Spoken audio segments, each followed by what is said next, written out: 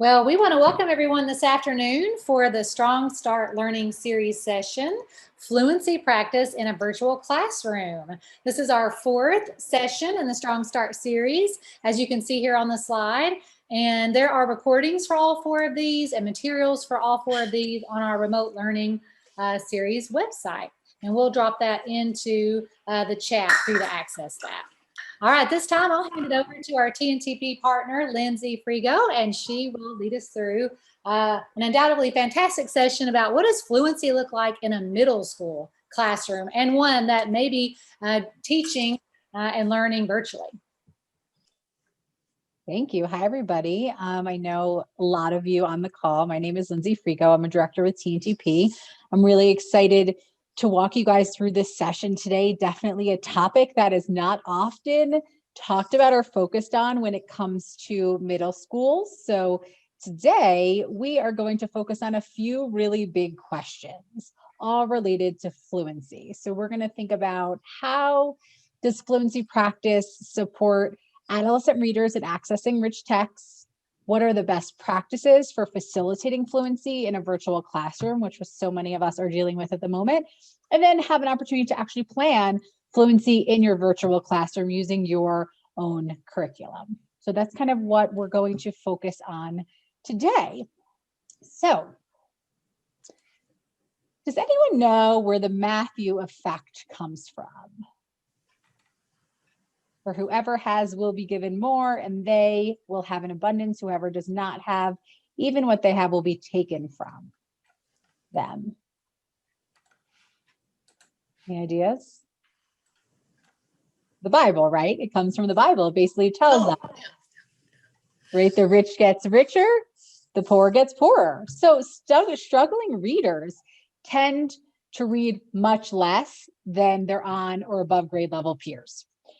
So as a result, they're more limited work with text year after year. They build less academic knowledge. They develop less academic vocabulary and experience slow growth of literacy-related skills. And that gap, like so many of the gaps we see with students, becomes cumulative. And so meanwhile, our above grade level peers read a much higher volume of text, including text at an appropriate grade level and level of complexity. They have increased exposure year after year. They have, which supports their knowledge building, their development of academic vocabulary and literacy related skills. So this Matthew effect really does have an effect on the achievement gap. So today we're going to be focusing on two big barriers to comprehension for students.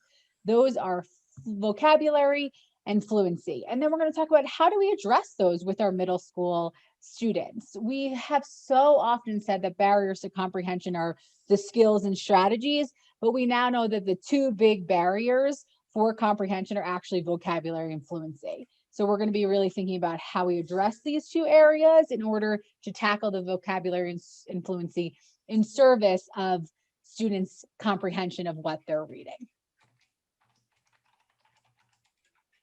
So here you're going to see how the Matthew effect plays out in Tennessee literacy data.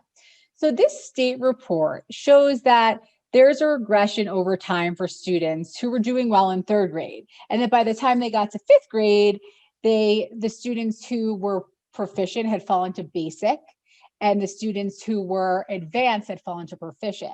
So this regression over time is likely because we aren't attending to building students' knowledge and vocabulary over the grades. Students don't have the support and the foundation of being able to comprehend these complex grade level texts in later grades. And so they might be able to read text, but they don't at all understand what they're actually reading. So this data is really relevant to all of the work that you're all doing in Tennessee and how we can start to think about how to address this gap. So what I'd love to do now is in the chat, we have a link to a Padlet. If you can click on that and write some reflections on how you might see this Matthew effect play out in your students. Do you see it play out in your students? And in what ways do you see this Matthew effect playing out? The students who are coming and at a higher level seem to be getting progressively better, and the students who are coming in at a lower level either are regressing or not making as much progress. So I'd love for us to take about, let's take about 2 minutes to type some responses.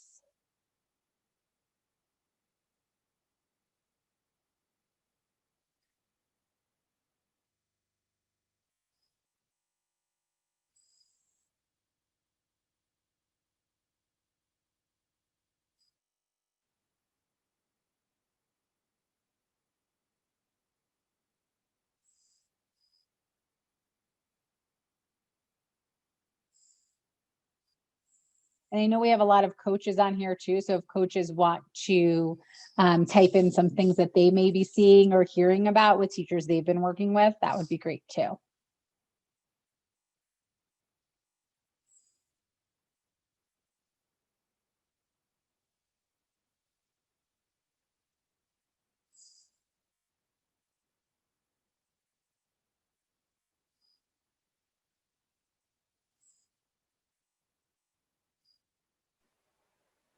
Lindsay, just to clarify, do you want us to drop items in the chat or on the Padlet link? On the Padlet link, I'm sorry, I see that Catherine wrote something and then someone anonymously wrote something. So yes, if you can go into the Padlet. Do you see the Padlet on my screen?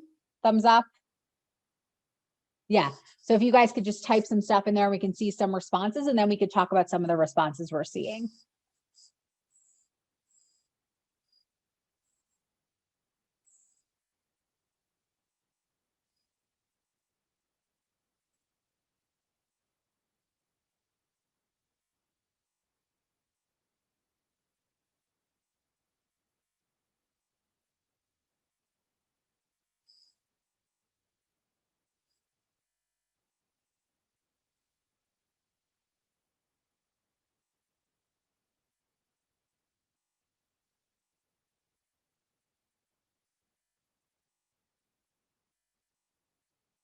I'll give everyone about 30 more seconds to put kind of their last thoughts, and then we'll together talk through what we shared, what we see others sharing about how this is playing out with students that we either work with directly or that we see through the teachers we support.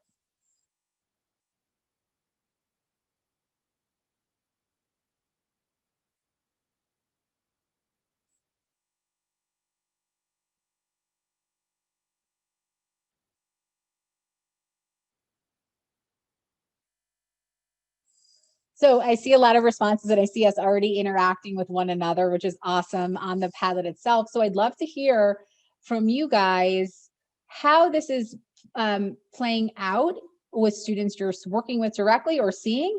And then also, what are some things that you have started to do to kind of counteract this?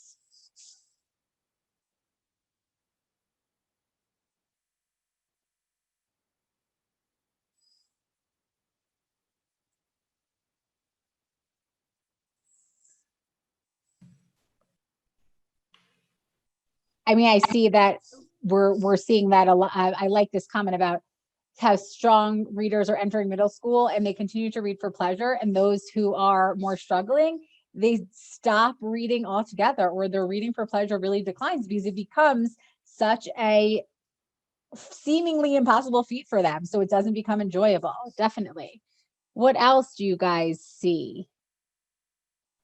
I'll connect my comment to that one. Yeah. I just that they'll start to withdraw even more from the much needed practice Yeah. it's going to take for them to be successful reading. So they need that support, our support as teachers, through the type of instruction that you're going to talk about today with fluency practice and everything else that goes into ELA to really help them kind of catch up and really cross that bridge that causes that Matthew effect, that divide that it causes, I should say.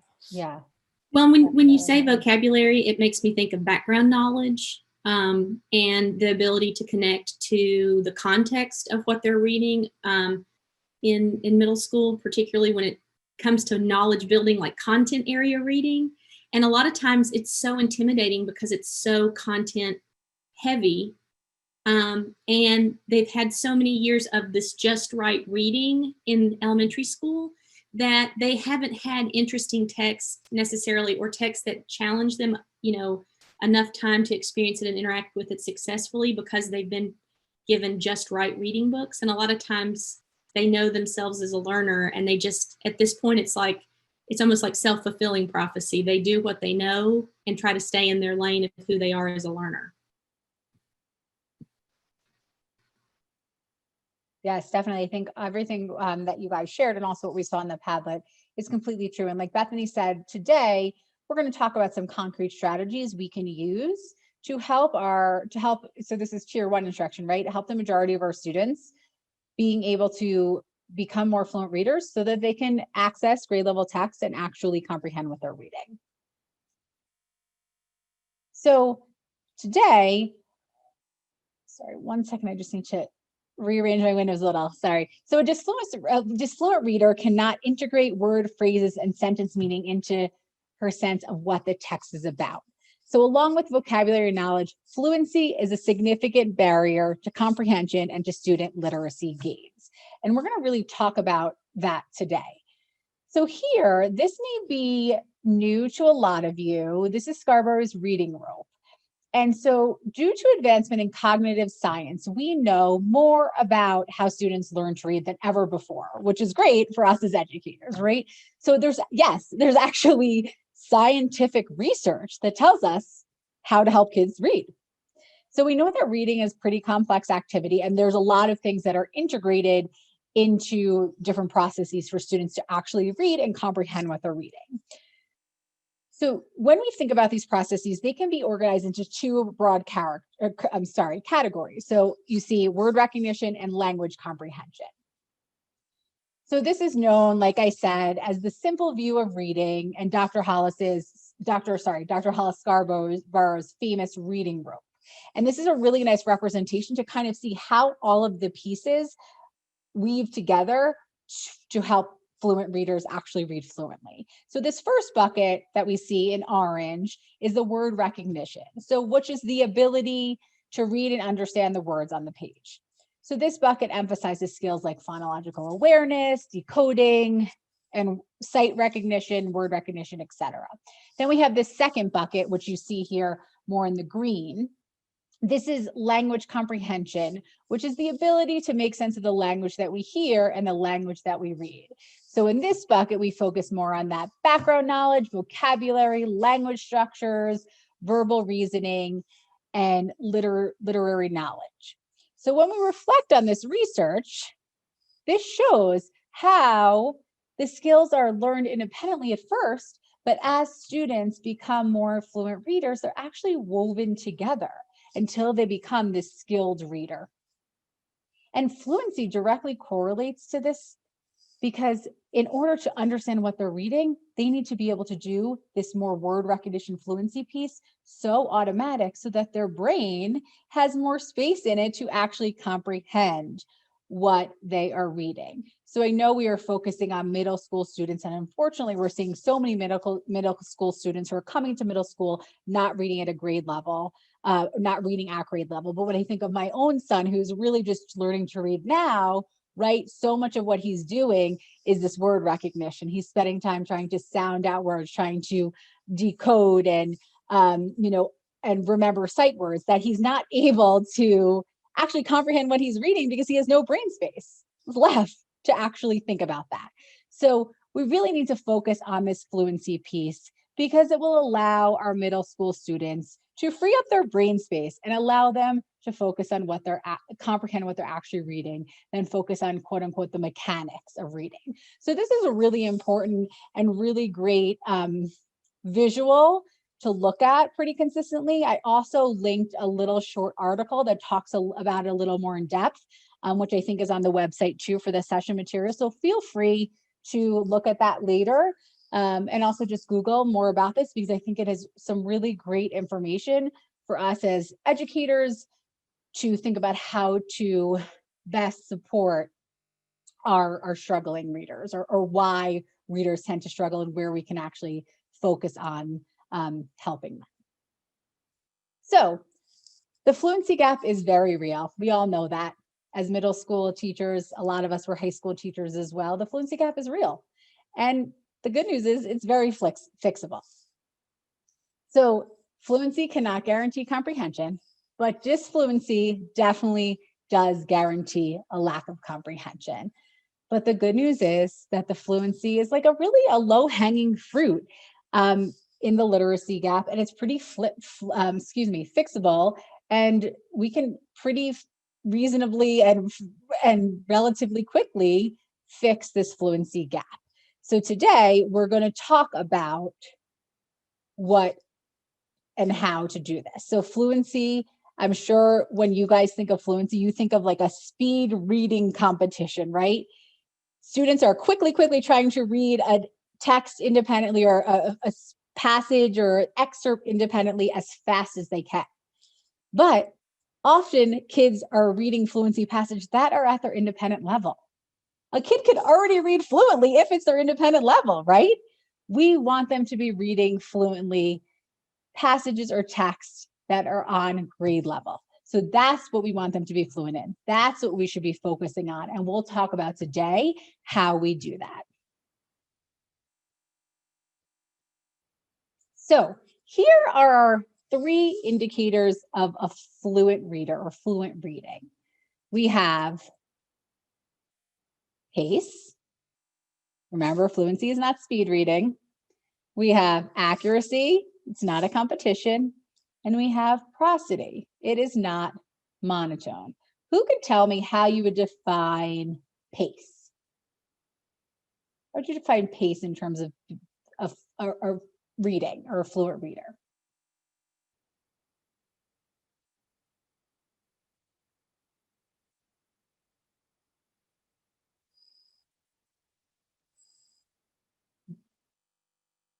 Rhythm of speech, kind of how the speed of the speech, how fast we read it. I see that in the chat. And what about accuracy?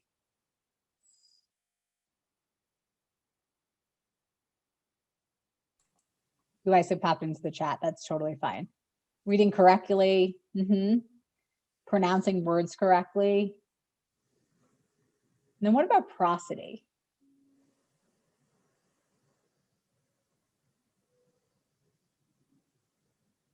With expression, Bueller, love it. Yes. Inflections in the voice. Yep.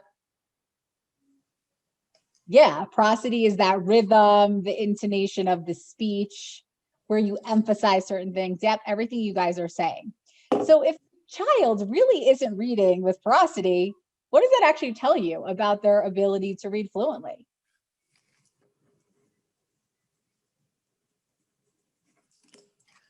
So I see that someone says if it's not accurate and pace slows, and if the words are not emphasized correctly, comprehension slows, definitely. Would it show a gap? Yeah, I mean, 100% a gap. I see that someone's saying still standing out, making meaning, taking all. Yes. So their brain is focusing on, they're spending so much time focusing on how to read the words on the page that it's completely taking away from their comprehension. 100%. Yep. They're often will repeat to kind of refocus themselves. Yep. These are all of things that we will see with disfluent readers. So we need to remember all of these 3 things when we're thinking about fluency, right? We're not just focusing on like, how quickly can you read something? Because if you read something really quickly and you're just decoding the words, you're not actually comprehending one thing you're reading. And what's the point of that, right?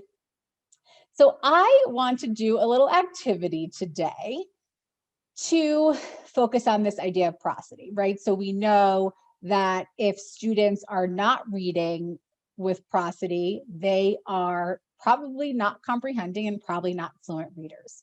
So I'm going to give you about 15 seconds just in your head to read this sentence. It says, I'm glad you're here today. Read the sentence 4 different times in your head and put emphasis on the word that is in red and underlined. And then I'm going to model it for you. And then I want us to talk about when you hear the different ways or the different words I place emphasis on, how does that change the meaning of the actual sentence? Okay, so I'm going to give you about 15 seconds to say these in your head. Or you can put yourself on mute and say it out loud. That's fine too.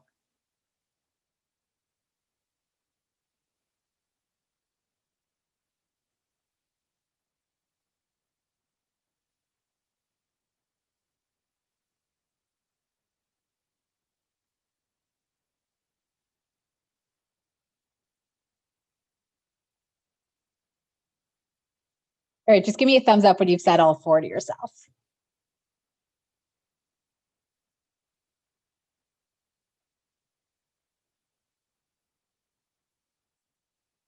All right, so I'm going to model this for you, and I'm going to place emphasis on the different word each sentence. And then I want us to talk about how placing emphasis on a different word changes the meaning and how that might affect fluency for a struggling reader. So the first sentence is, I'm glad you're here today. The second sentence, I'm glad you're here today. The third sentence, I'm glad you're here today. The last sentence, I'm glad you're here today. So I'd love to hear, I cannot see one person on the screen for some reason. No idea. I can see myself. I can't see anyone else's pictures. But I'd love to hear from you guys if you could just take yourself off mute and just hop on in and talk about what does that do, right? When we're putting emphasis on different words and we don't have our correct prosody, what does that do in terms of how we comprehend a sentence?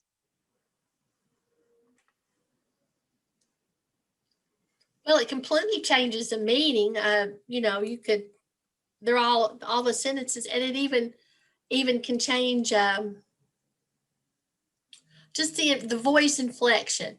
And so, you know, through that, kids can have it helps with punctuation if they're inflecting right. So it's a chain of things that happen. Yep, definitely.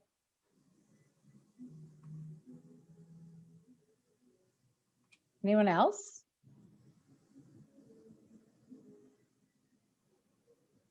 I can see you guys Well, now. just the So implication of the characters' thoughts and feelings, like you might, it's the stuff that's not there that they could misinterpret.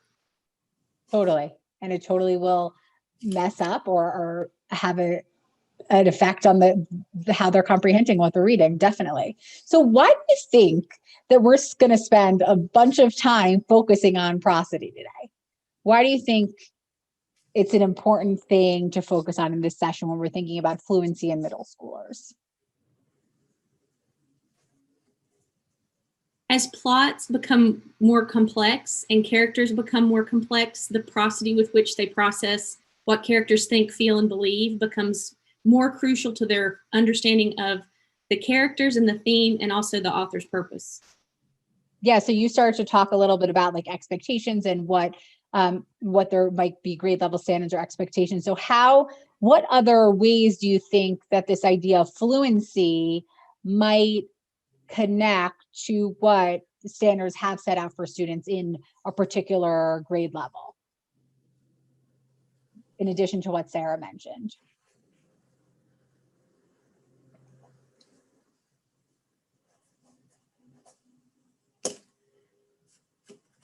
Any ideas? I can't help but also think that it impacts the way that they are as writers, because of how they are, you know, the voice that's inside your head, like how that they interpret what it is they're hearing themselves read is very different than the way it's supposed to sound too. So it's almost reinforcing the incorrect way that they're processing it. Yeah, definitely. And I think it's definitely all interconnected, right? All of this is interconnected, how fluent they are as a reader to what they comprehend, and then how what they're reading is reflected in how they write, the voice they use, and kind of how they write. I agree. And when we think about the standards, right, the standards want students to be able to read grade level text, prose, poetry, orally, with accuracy, with appropriate rate, and with expression on successive readings. So this really does link directly to expectations and standards that we are expected to see middle schoolers be able to do. So all of this stuff is really important, and it is something that is often overlooked in middle school. For those of us who have taught elementary school or have sort of an elementary school or early literacy background at all, there's a lot of time that is spent on this, especially in teacher prep, right? When we think about middle school and high school, this is not emphasized or focused on. And in fact, which we're going to talk about a little bit later, a lot of our curriculums don't even have a fluency component to it. So some curriculums are starting to see the importance of that, and others have not yet gotten there because it has not yet been an emphasis in middle school, but it is so important. Hey, Lindsay. So, yeah. I might also add on to that. I know this conversation, from what I'm hearing, has centered mostly on kind of narrative. But I would also say that prosody is important when we're looking at informational text too, just as we're picking up on clues about the way certain individuals are speaking about a topic, whether it's informational or especially when we're looking at opinion writing and the types of inferences we might be making as a reader. So I think we can see it across different types of text outside Absolutely. Absolutely. Thank you for that. I think it's always so easy to fall into focusing on one genre or one type, but I 100% agree. Well, and Lindsay, think about a student who's messed up, what they could do, how they could misunderstand a math word problem. Exactly. Exactly. So it is so important across the content areas, across the areas, even with English language arts. You are all absolutely correct. So you're just reiterating my point of how important this is. So I'm glad we all agree. And so now we're going to talk about what could best practices look like for teaching fluency or facilitating fluency in a virtual classroom.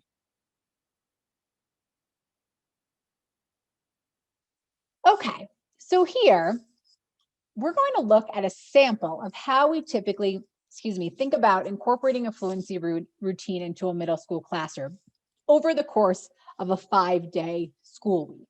So remember, this is tier 1 instruction we're talking about. So this should be a brief 10 to 15 minute daily routine where students are practicing throughout the week with the same one passage for those 5 days. The passage should be short, should be brief, able to read fluently in probably 1 to 3 minutes. The passage should be at grade level complexity because remember, we want students to be able to read fluently grade level text, not just those at their independent reading level. This can be done whole group because remember, even fluent readers benefit from additional practice to improve those three components we talked about, that accuracy, prosody, and rate. But it also can be done in small group interventions for groups of struggling readers with a grade level fluency passage. So when we look at this 5-day schedule, we see on day 1, there's modeled reading, choral reading, repeated reading, and comprehension. We want to make sure that we're modeling for students what fluent readers sound like. They should be hearing fluent readers read so they can hear with the rate that they read, the prosody they read with, and the accuracy they read with. So it's very important that we're doing that. So we are not, so as some of us might think, okay, we're just giving a passage to a student who is struggling and they're just going to shut down because they're not going to be able to read it. Yeah, they're probably will not be able to read it at a first go, but we're scaffolding. We're making sure that we're putting things in place to get them to a place where they can, by the end of the week, read it fluently. So the whole group reads the passage together so that each student can get immediate assistance pronouncing unfamiliar words or phrases. Then let me just check the chat to make sure. So that's a really good question.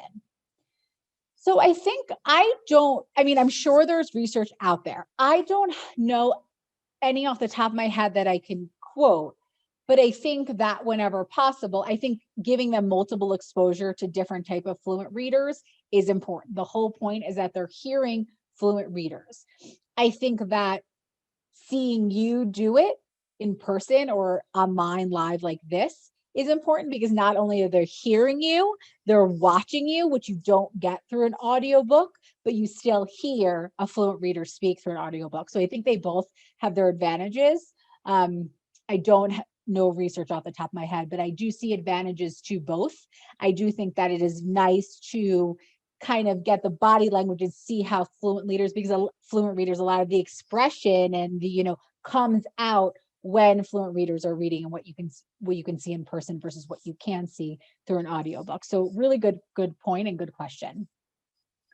And then so on day 2, we would do some echo reading and repeated reading aloud. So remember, reading the same passage multiple times across several days allows them to increase the automaticity with words and phrases. So they're getting to that point where they're able to do it quicker.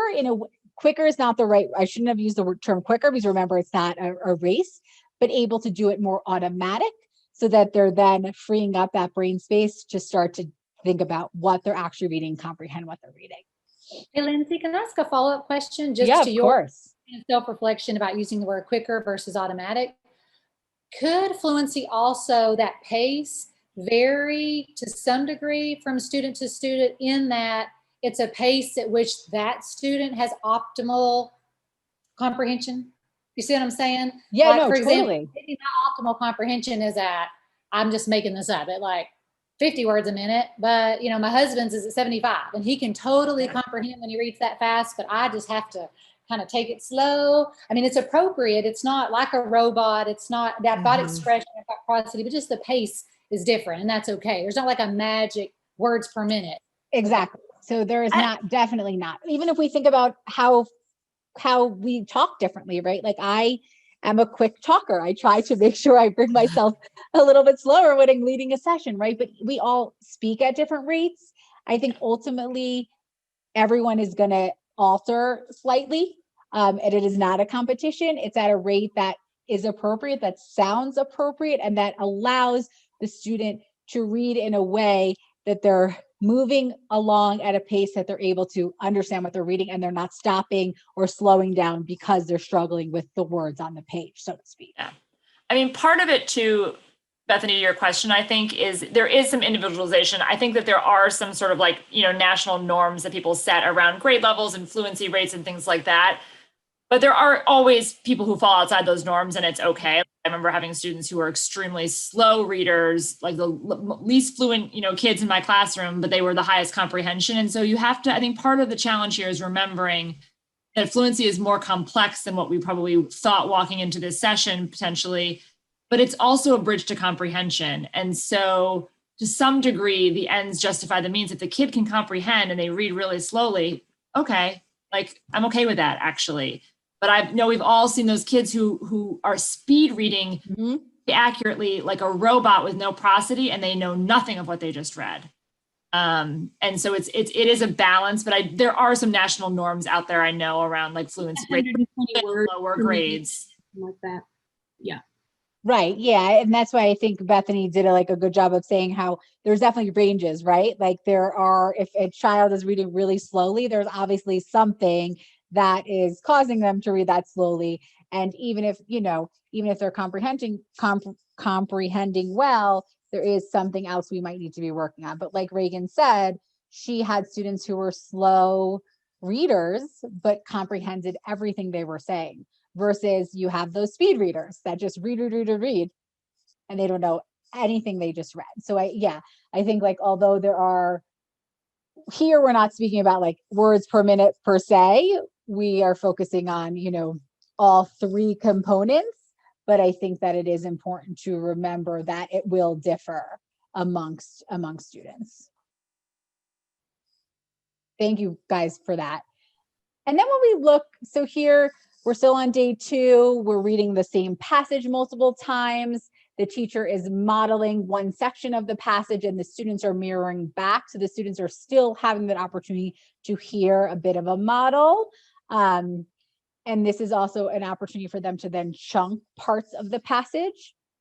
And then when we look at the rest of the week, eventually they get to a place where they are actually reading the passage or performing the passage on their own. So what I really want to say here is that this is just like a really concrete example of what it could look like, but it is not the only example, right? So when we zoom out here, there's a lot of things that are happening that we need to make sure are happening, but it doesn't need to look exactly like this. We want to make sure that 1, there's repeated reading happening, right? The repeated reading is what is increasing the automaticity and allowing students to get to a place where they could read something fluently. We want to make sure that, of course, the passage is a complex grade level passage, that it is at grade level. The text is at grade level, and that is what you're modeling. And modeling is so important.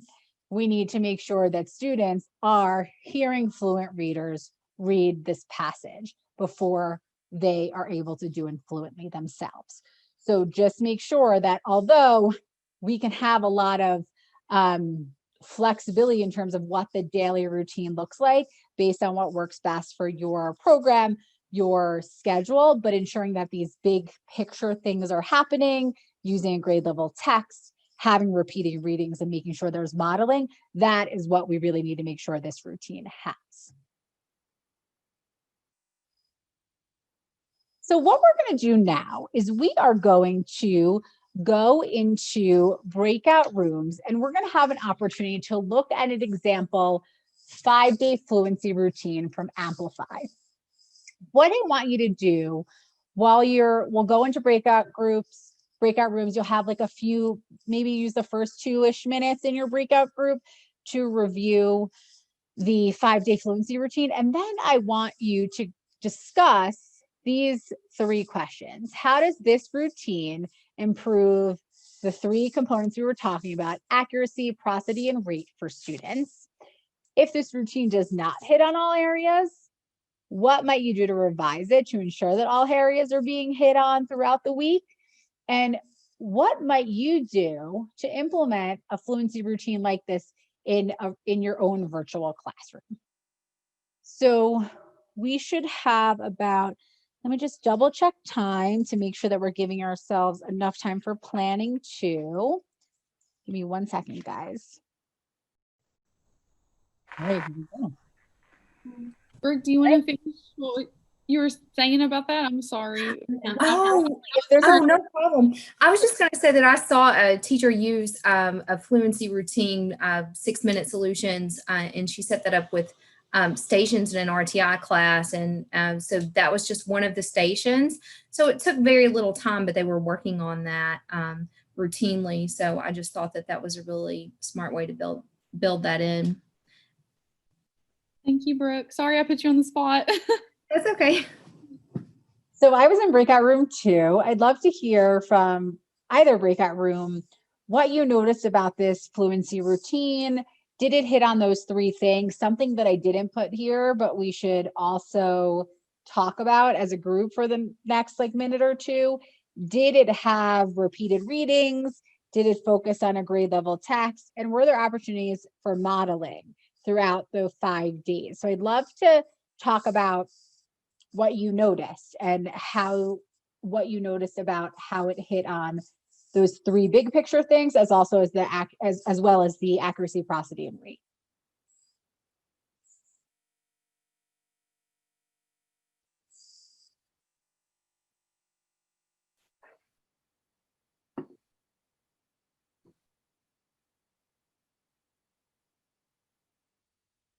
What about breakout room 1, which was with Bethany?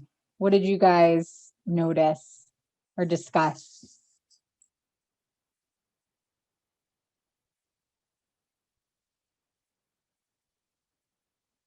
Oh, I can chat, but somebody else do it. And I know one thing that was mentioned, Candace has something that she has a question about that I think would be great to share, not to put her on the spot, but one thing that we talked about in the group was, sorry, Candace, was prosody. And on day 2, when it talks about read the passage aloud, have your partner check mistakes. I know that's talking probably vocabulary, word recognition, things of that nature, but in the terms of prosody, sometimes they don't know what they don't know and exactly how that should sound.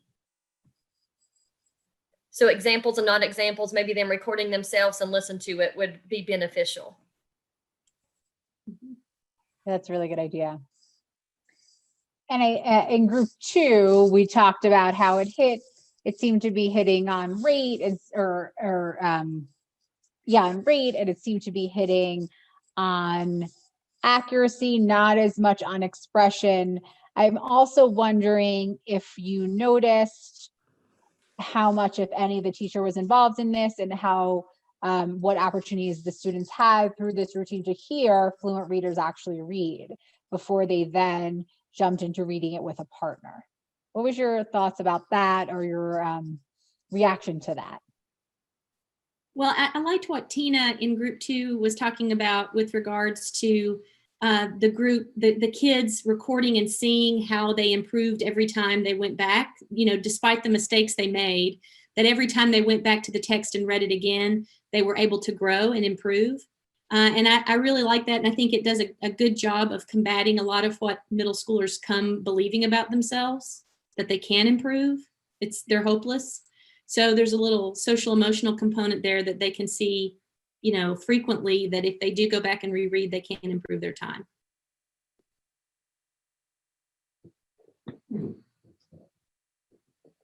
Yeah, I think I agree with what everyone's saying. I think just to give us enough time to kind of dive deeper into thinking about our own fluency routine, I think there are some things that are good takeaways from this, definitely. I think that if I was using this curriculum and I was a teacher, there would be some revisions I would want to make to ensure that there's definitely repeated reading here, but to ensure that it's modeling, that there's opportunities for the teacher to model several times throughout the week. It seems like here we're just jumping right in to students reading a passage, which they may not be able to, and their partner may not be able to. So are they really able to accurately assess one another in terms of the mistakes they're making? Or does it even matter how long it's taking them if we're not even thinking about comprehension and that kind of stuff? So I think it's really important to think about that we're having an opportunity before they do some sort of partner work like this, that they're able to hear a fluent reader actually read the passage first. Lindsay, Yeah. I kind of think that may be what Kara was referring to. She said she started this project with her students, but then she would go around the room and one was reading it incorrectly and the other one was reading it incorrectly. So they didn't know. So that she had to intervene. Yeah. Exactly. And intervening first, would that have made it a lot smoother for her? Kara, I know you said it was a little bit challenging, and that is probably why, for sure. And Bethany, Also, one of the things that which I'm sorry, I didn't mean to interrupt you. No. Like their first read, it is the audio on the screen. And what I found, it was either a mix of just keep hitting play over and over again and listening to the words they don't know, because it says to highlight the words you don't know. So it's like bleeding basically. And then so they're just going to keep it in play, and then one friend's trying to help the other friend, and it's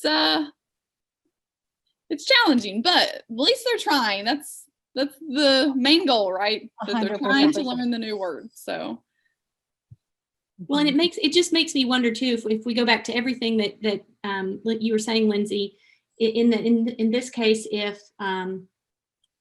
since they are with a partner and they're not with a teacher, and inaccurate or disfluency is okay here, maybe it is more about combating this concept that they can, because they're going to have, especially if it's a flex day, it typically comes within the middle of a subunit, and there's going to be another week of focusing on the text. So it's going to give them another opportunity. They're really going to be digging in with the text, and then they're going to be able to jump back into the next week of instruction with that experience, with that knowledge that maybe they didn't get the first go around. And so maybe this is more about, hey, I can do this. This is still kind of hard for me, without the pressure of having to have full-on comprehension at this point. I don't know. I was just kind of wondering that, because I do think that, like you said, it doesn't, without the teacher there and without you knowing what comes next, it's kind of hard to know what the intent of that practice is. Mm-hmm. Definitely.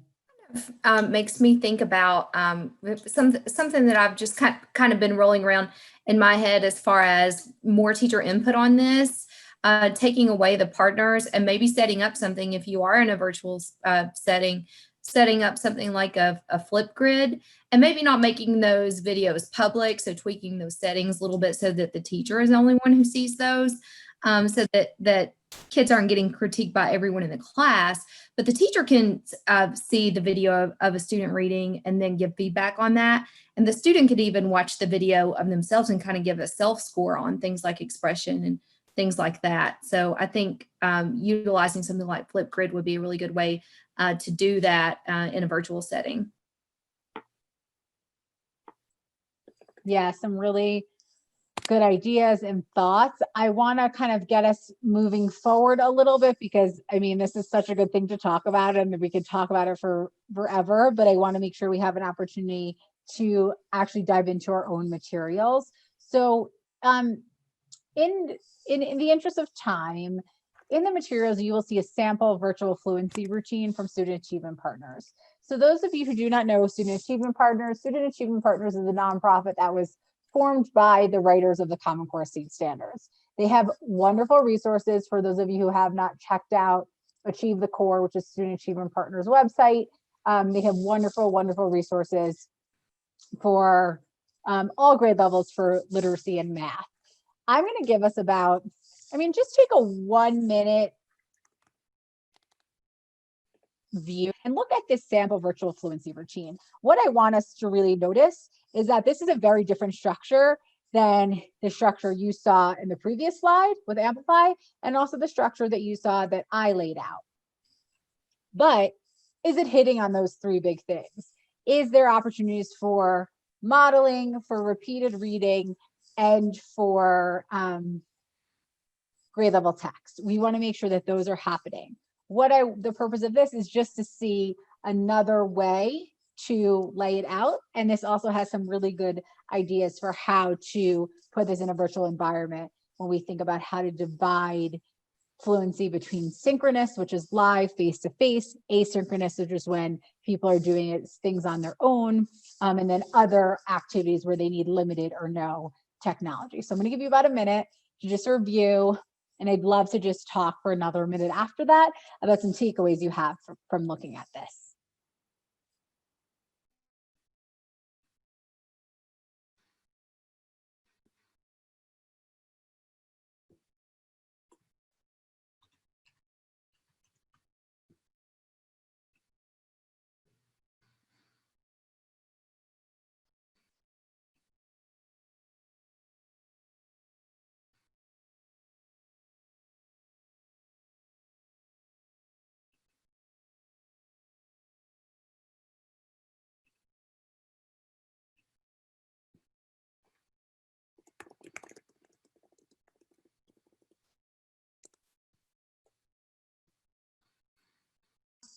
I'm muted, sorry. Really quickly for about a minute, I'd love to just hear some reflections you have. This is now kind of the third setup we've seen of a fluency routine. This and the first one that I showed you were for a virtual setting. The second one was not as much for that, but I'd love to just hear your thoughts. And do you see evidence of repeated reading, of modeling, and of a grade level text?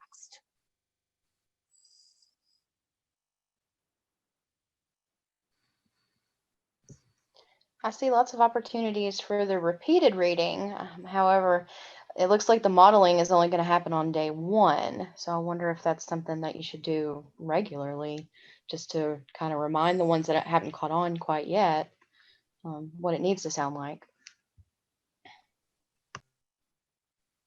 Yeah, I think based on this, it seems that the teacher had planned to record themselves reading so that they would be able to hear the modeling multiple times, but I think the live modeling, no,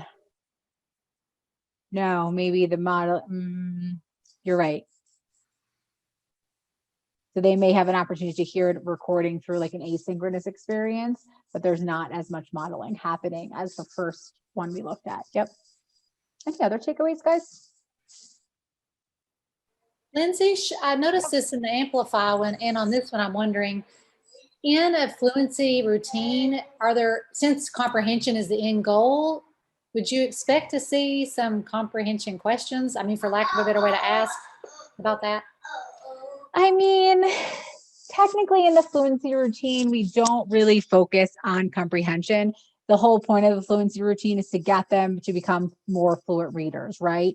And then we hope that by doing this, if this is a daily routine that they're doing every day, it will have an effect on their comprehension when they're reading other passages. So I think that's a really good question. I think that maybe some teachers might think about how they incorporate some comprehension questions about the fluency passage, maybe after day 5, just full group. But the point of the fluency routine is really not to assess comprehension. It's more to get them to increase that like rate, prosody, and accuracy. Really to analyze those three pieces, knowing and hoping that that will transfer over to Exactly, right? more authentic reading experience. Exactly, when we focus on the bottom piece, and then it starts to integrate to hopefully increase that comprehension and help them become fluent readers. Exactly. So in the interest of time, I don't want to rush us, but I also want to give us some time to look at our own materials. We're going to have an opportunity to plan for fluency in your own virtual classroom. You've now seen 3 sample fluency routines throughout our time together. 2 focus really on a virtual environment, 1 focus more on in-person instruction. Something I really want to make sure that is really clear. If your curriculum does not have a fluency routine, rather than choosing your own fluency passage or an excerpt from a text, I would urge you to access this fluency packet, which you can also find in the materials. It has over 41 passages. We're making sure that the passages are at grade level. We're making sure that there's a variety of genres, a variety of type of different content that they're focusing on through their passages. So I would 100% urge you to use that fluency packet and also share it with your colleagues rather than trying to pick out your own passage. So what I want us to do now is, if you do not have a curriculum that has fluency in it, you could pull up that fluency packet. If you do have a curriculum that has fluency in it, use that routine to start to plan. So thinking about over the course of 5 days, knowing we're virtual, what might you want to make sure you're doing whole group versus small group, synchronous, meaning live, asynchronous, which means students may be doing things on their own, and like stuff that they don't need technology at all. What materials might you need? Are there things that is already provided by curriculum? What other things might you need to pull or have? What platforms do you have access to already? And then start to map out what 5 days could look like. Instead of 15 minutes, we're going to have about 10 minutes to do this, but I think we have some really strong samples that will help us dive right into that.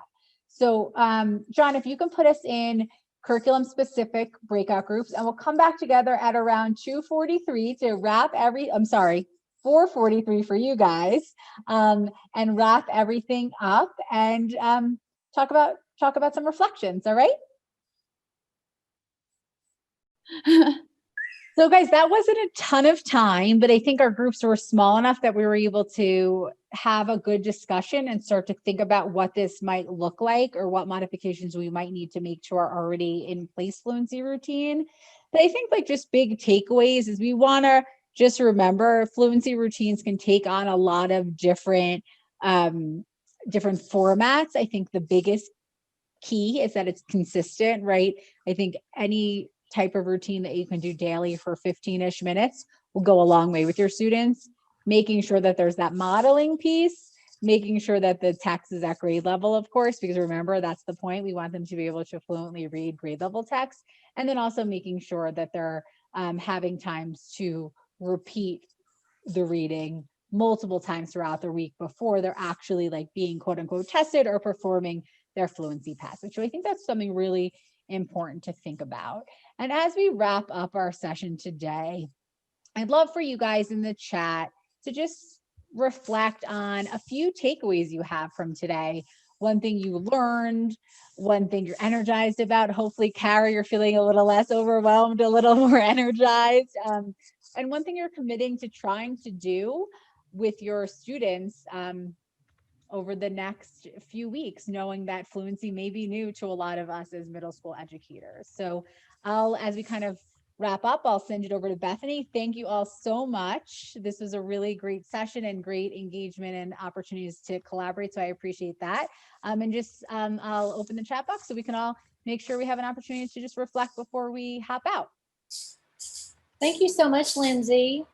And we are just thankful that you all attended this. We attended this session. We know it's just a busy time out there. So we are certainly appreciative of your dedication and all that you're doing for your students. I dropped in the chat as well our survey for the Strong Start series. Just take a couple minutes to complete that.